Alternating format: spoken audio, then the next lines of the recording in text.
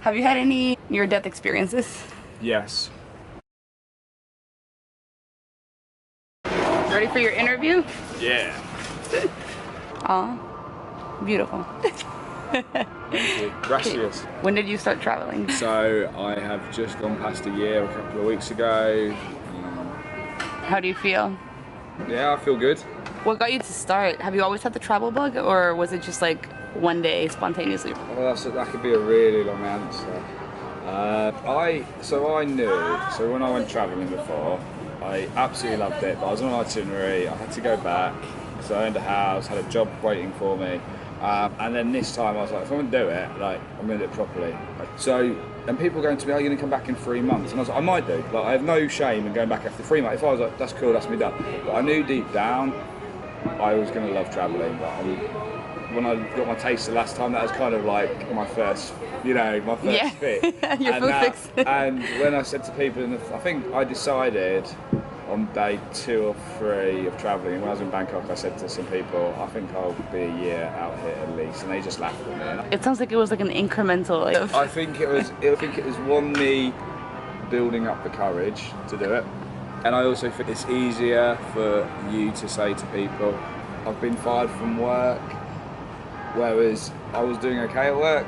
So it's hard to say to people, I'm 29 years old, going to quit my job, sell everything I own and travel, and I just knew that was going to be... Yeah. But then I thought, hey, don't worry about what people think. I knew it's what I want to do. I didn't want to be 40-year-old Craig going, that's your one chance in life to travel the world.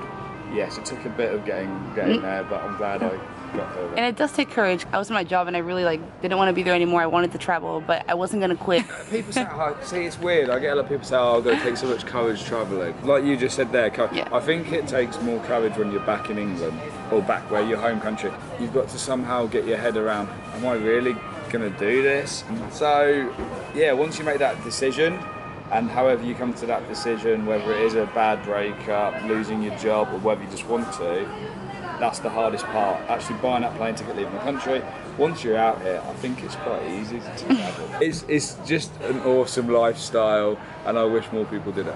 Could you say you won't look back on that decision? What, badly? Yeah. Oh no, and I haven't met a traveller out there that would. Most travellers, I'd say, if you ask them, are they regretting travelling? No. It's more, they regret having a ticket booked home, they regret going back for a wedding, they regret going back for graduation. And looking back 5 years ago when I was nearly getting married and all that, when it all went wrong, my mates were like, oh, this is going to be the best thing that ever happens to you. And you're like, whatever. I was obviously really upset and down. And you look back now, but I'm not saying my mates are right, I'm just saying.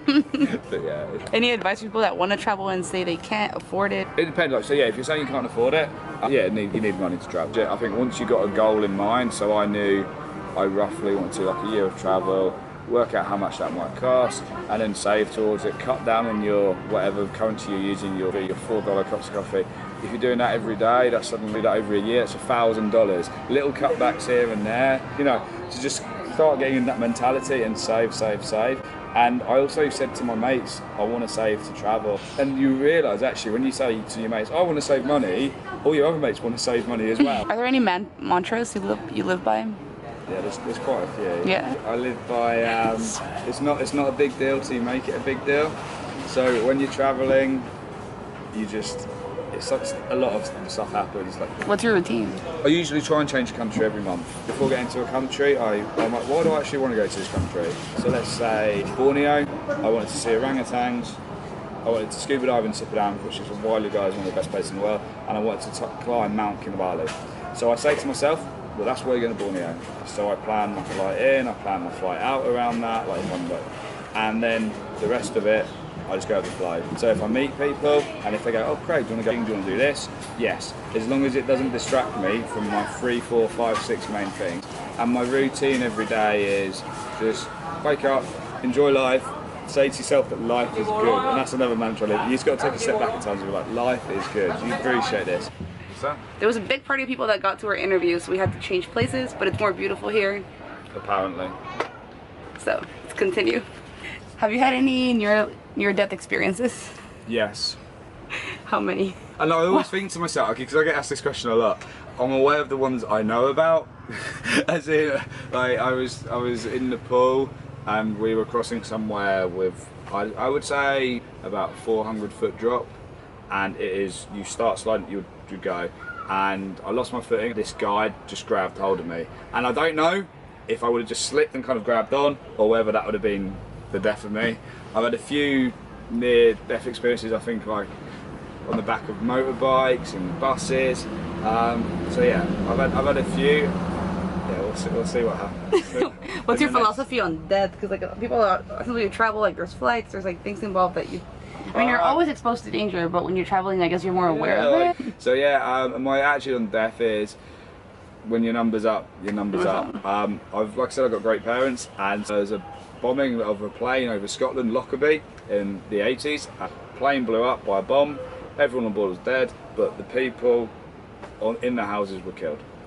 And my mum and dad have always brought me up like, hey, if you can sit in your house watching TV and a plane lands on you, just go out and explore the world. You know, like, and that's it. And so when your number's up, your number's up. Yeah. And it will happen at one point, and I really hope it doesn't happen while I'm out here. Yeah. And I hope I'm grey and old and blah blah blah. But if it happens, I'm doing something I love, and I really hope I don't jinx this and you show this at my funeral. But maybe if it does, you show this at my funeral, and we got a certain thing about irony. It's not gonna happen. That's cool. Well, my experience, like so far, like everything's so different, and I love like experiencing a new culture and like learning about things that I did not know about. But also, like one of the great things is meeting so many travelers, and you meet like, just like an amazing amount. I think like normally when you're like back home, you're with your mates. And that kind of closes you off to meeting new people. So like on a week-to-week basis, how many new people do you meet? And it depends. So I would say you have conversations roughly with maybe 5 to 15 people a day new. But I've sometimes had more than that. Like, it depends on the hostel, depends on where you are. Like I get to hostel sometimes and I probably chat to 30, 40 people in one day. You do the usual questions, where you're from, how long you've been traveling for, where you're going next, blah, blah, blah. And yeah, I do agree, like when you're back home, you get into that friendship group. And that's what I was noticing back at home. I was with people that didn't want to travel now, they wanted to settle down. Which is absolutely fine, that's what they want to do, but it wasn't what I wanted to do. And it's hard sometimes, like when I went to someone like, I want to go travelling, they'd be like, why do you want to do that? Whereas if I say to a traveller out here, they're like, yeah, where else do you want to travel?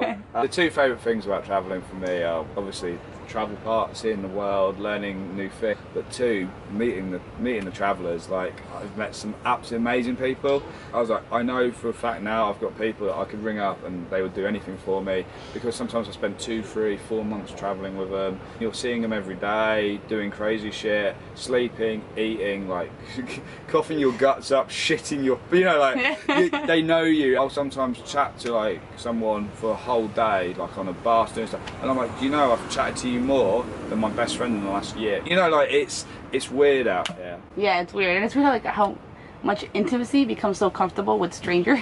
Yeah. In a second. It's good though, and I think that close bond, and also you see people at their best and worst. Like you often see me really happy, but then other times when I'm just like, oh, I'm just tired, I've had an hour's sleep, I'm ill, I'm hungover. That's my word. If I'm hungry, ill, hungover, lack of sleep, just we don't want to see it. Fuck off, like stay away. So yeah, and if people don't mind me, then it's cool. Yeah. And you travel with no plans, right? Like I say, no real plans. So I honestly, at this moment in time, I'm hoping I get an India visa for next week. If I don't get an India visa next week, I'm looking, mate. I've looked at flight prices for Brazil, Israel, South Africa, Australia, New Zealand and the Philippines.